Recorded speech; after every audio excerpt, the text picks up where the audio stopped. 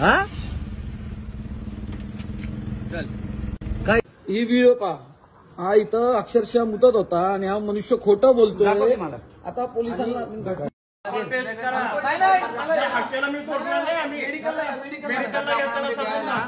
दादा ते म्हणतात ना मुतले नाही, फॉरेन्सिक टीपला पाठवा, मुतलाय का नाही मुत दाखवा. त्या दिवशी राहुल्या सोलापूरकरला सोडलाय, असं सोलापूरकर फालतोय, त्या कोरटकरला सोडलाय. तुम्हाला काय ठेका दिला का? कोणी आणि तो फालतू सोलापूर तुझा आवाज होतो समोर म्हणून महाराष्ट्र वर्दीची इज्जत करून ठेवले तुम्हाला आतापर्यंत.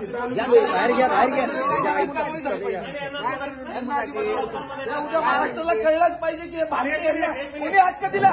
एक मिनिट तिचे अल्कोहोल टेस्ट करायला लागले. हा लगेच लगेच मी सोडलं नाही. दादा ते म्हणतात ना मुतले नाही. जय शिवराय बांधवांनो, आत्ताचा व्हिडिओ तुम्ही बघितला असेल.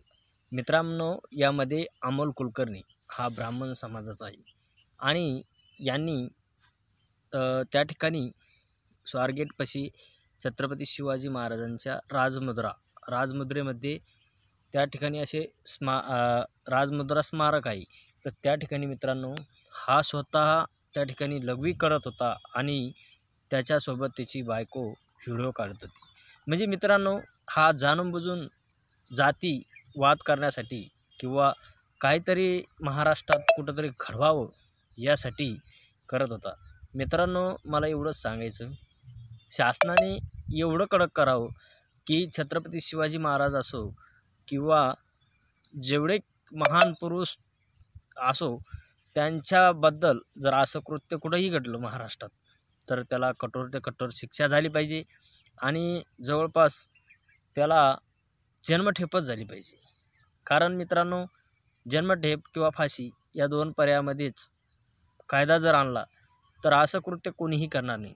आणि जवळपास आत्तापर्यंत ज्यांनी आत्तापर्यंत महाराष्ट्रामध्ये राहून छत्रपती शिवरायांचा अवमान केला त्या सगळ्यामध्ये ब्राह्मण समाजाची संख्या जास्त आहे.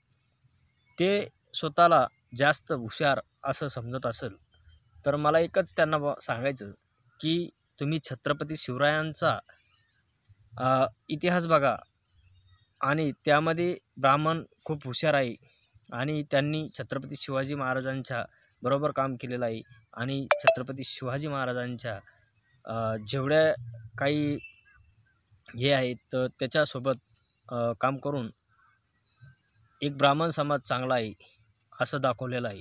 तर कालचं स्टेटमेंट मुख्यमंत्री देवेंद्र फडणवीस यांचं आहे, खूप चांगलं आहे. पण साहेब, मला एक सांगायचं, जर आपण निवडणुकीच्या काळामध्ये छत्रपती शिवराय आणि इतर महान पुरुषांचे नावं घेऊन आपण त्या ठिकाणी निवडणूक डोळ्यासमोर ठेवून आणि नंतर निवडून आल्यावर तुम्ही असं जर महाराष्ट्रात घडत असेल तर तुमचं काम आहे आणि कर्तव्य आहे की महाराष्ट्रामध्ये असं कुठं जर घडत असेल तर त्याच्यावर कठोर कठोर कारवाई झाली पाहिजे. त्याची जात नका बघू, मग कोणत्याही जातीचा असू, त्यामध्ये प्रत्येक जातीचा कोणत्याही जातीचा जर असला तर त्याला सोडायचं काम केलं नाही पाहिजे.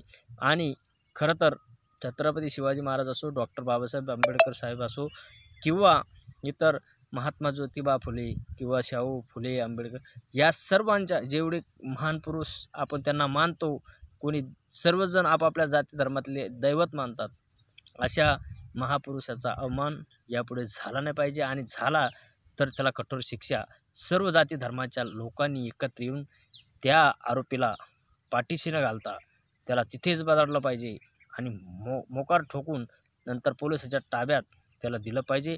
आणि पोलिसांनीही कठोर ते कठोर शासन करून त्याला एक तर मोकोका किंवा फाशी किंवा त्याला जन्मठेप अशा कोणत्या तरी कडेकोट शिक्षा झाली पाहिजे.